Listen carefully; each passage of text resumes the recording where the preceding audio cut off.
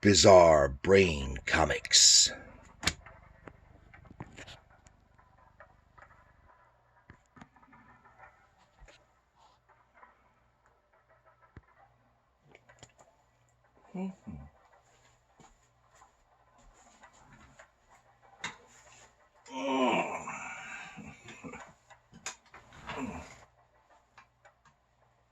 Hello, my comic book friends, and welcome to Bizarre Brain Comics. I am Gary, your host.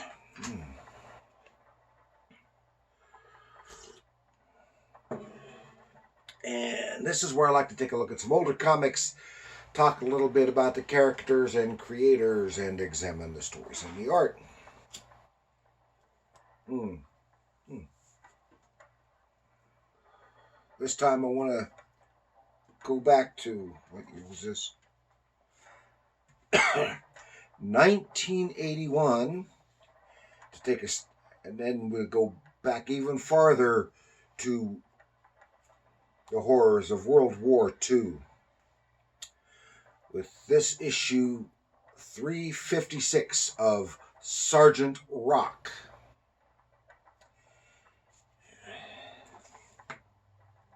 And the story we're going to be looking at, see what's the title of it here, is Sergeant Rock of Easy Company in Point. Yep, Sergeant Rock. DC definitely, at least in my opinion, had the best war comics for decades. And it's a shame that they're not still around. Of course, they just recently had that miniseries of Rock with against the Living Dead or Undead or however the title was. I've got it, but I haven't read it yet. And Sergeant Rock was my favorite character from the war comics.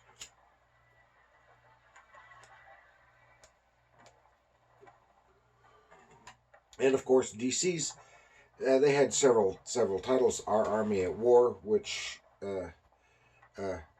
featured Sergeant Rock, and then of course in I think it was '78 they just changed the title to Sergeant Rock because had been the lead in all those years. Had Our Army at War. All of a sudden, I can't think of the other titles, and but had they were mostly anthology titles. Would have a lead story, some lead characters such as the Haunted Tank, which I did not too long ago, Gunner and Sarge, the Losers, Captain Storm, um, Johnny Thunder. No, that's not right. The fighter pilot. I can't remember his name. Johnny Cloud. Is that it? That could be it. And then, of course, individual non-related stories. And then, of course, later in World War, had the Creature Commandos. But I think DC is known for being very realistic in most of their war stories and having a certain poignancy to them. They would bring the human aspect into their stories in the war stories. Of course, they delved into the fantasy, often with the Haunted Tank because of the ghost. Occasionally with Sergeant Rock, like they had a crossover with Viking Prince. And then they had, of course, Haunted Tank with also with the robots, German robots and stuff. But for the most part, they were, and of course, all the Weird War. But for the most part, they were more realistic. And in my opinion, the second behind them was Charlton Comics, who didn't really. I know they had the Iron Corporal, I think is what they called him. But it wasn't that much of a lead character, and but there's was all mostly anthology, and of course, Two-Fisted Tales going back to EC Comics. But Charlton would be a close second um, behind DC, and then following that would be Marvel, because Marvel didn't do a whole, at least in the days of Marvel, didn't do a whole lot of war comics. Of course, they had a very popular Sergeant Fury and his Howling Commandos, who I I do really like, but didn't quite have the humanness and the poignancy to it for the most part that the DC comics did. And then they had a couple others war titles that didn't last very long. That were basically copies of Sergeant Fury, and and then Fury eventually became nothing but reprints.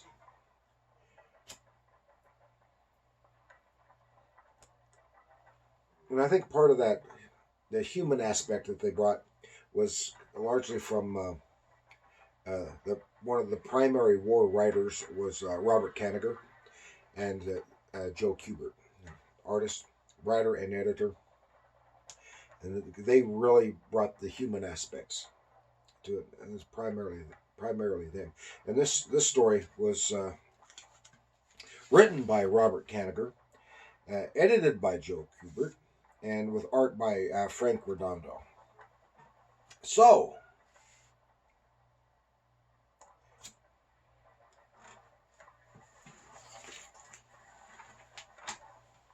let's go back to World War II, shortly after D-Day, with Sergeant Rock, The Point.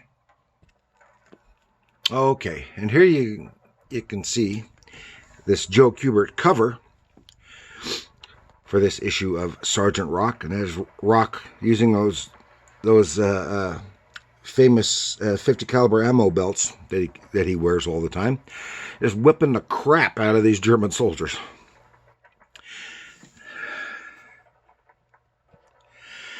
And I'm sure many other readers have always wondered, what's the deal with Rock and those 50 caliber ammo belts? Because like he carries the Thompson, it's a 45.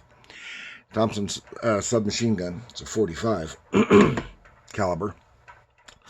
So why has he always got those ammo belts on? Well, apparently that question was asked so much.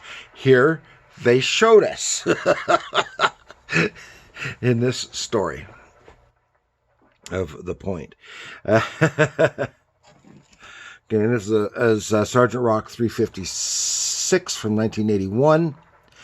And, of course, Sergeant Rock was originally in our Army at War, number 83 in 1959. That was his first appearance, created by Robert Kanigher and Joe Kubert. And he is the sergeant of Easy Company, a poorly defined, don't know what battalion, but they're Easy Company of whatever battalion they needed to be in, because they were all over Europe and North Africa in World War II. And he was the sergeant of Easy Company of the Army Infantry until 1988. But then he had other appearances, some reprint books, and an occasional one-shot. I think most of those one-shots were reprint stories. And the artist on the story, as I said, was Frank Redondo. He's from 1942 to 2010. He's a Filipino artist and the brother of the Nestor Redondo, who I just talked about a couple weeks ago, and also has got another brother, Virgil Redondo. And he's primarily known as being a penciler and inker, and he debuted in House of Secrets 99 in 1972. And he, in the Philippines, he had worked for the Zuniga Studios, and that's Tony De Zuniga, who is also a very prolific comic artist in the U.S. who I've talked about before. Doing lots of stuff like this, and a lot of the westerns. His style is really great for westerns, and some of the fantasy comics, like Conan the Barbarian and the like. And yeah, and he worked for that studio in '63 in the Philippines, and of course he drew Sergeant Rock through the '80s.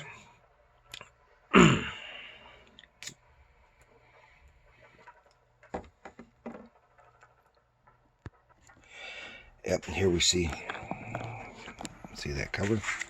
Start right in and take a good look at his artwork.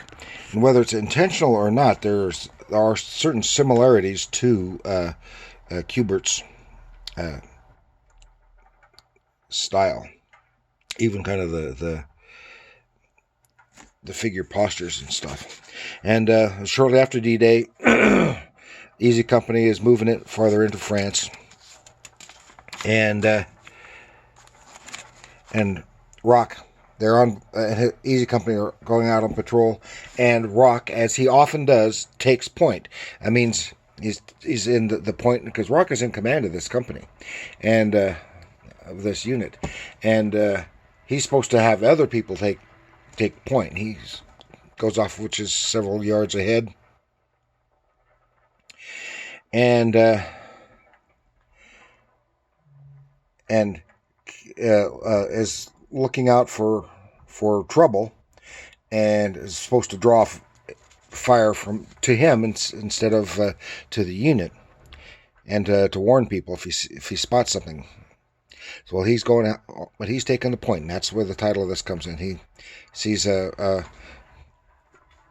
blasted out aircraft, tanks, but here it's an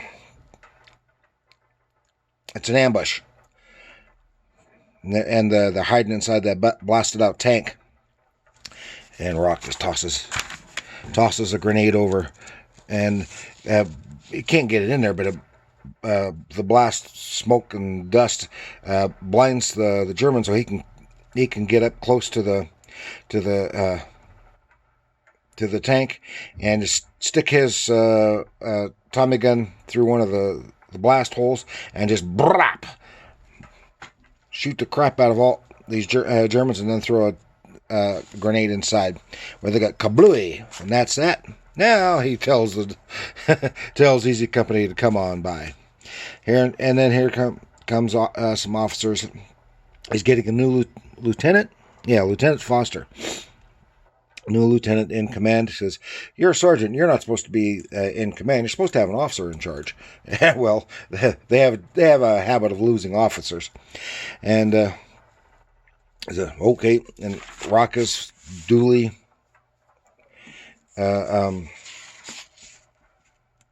respectful of the officers above him, and but here gets chastised for having a tendency to take point, and they're heading on out with the officer. So he makes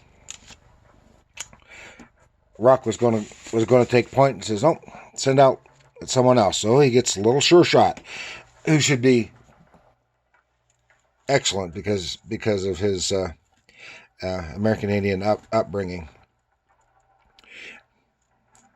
assuming that was. Anyway, he's a good soldier in respect. Nothing after a while, nothing happens. Well, they send in another one. Gets what's his name? Bulldozer.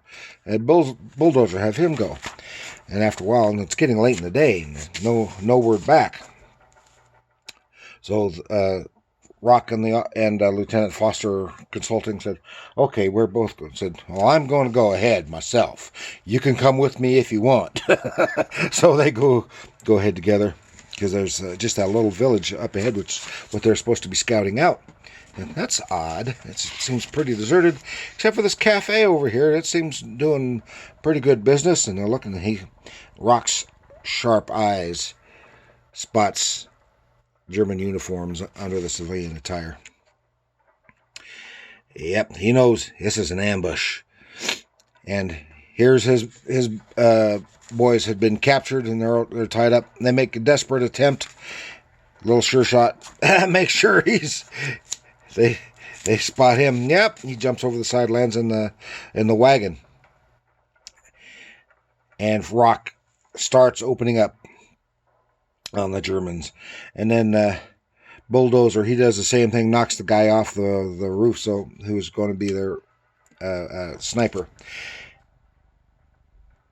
And then now, this is where Rock's 50 caliber come in, because they get the drop on him. The lieutenant's down, and I'm out of ammo for my rifle. So he just grabs those ammo belts, and he just wails right into those guys, cleaning their clock. And he says, "Don't ever turn in your ammo belts, Sergeant. They're good luck for me too." Yeah, that's right. And that's the end of that story. And that's a fun story. And it answers that question. And again, it's a lot of the human aspects, and with, of course, touch of humor.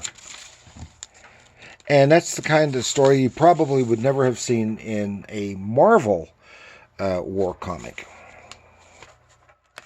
And of course, they had here, what makes a rock Sergeant USA, and it gives a brief background of Sergeant Rock, drawn by Joe Kubert.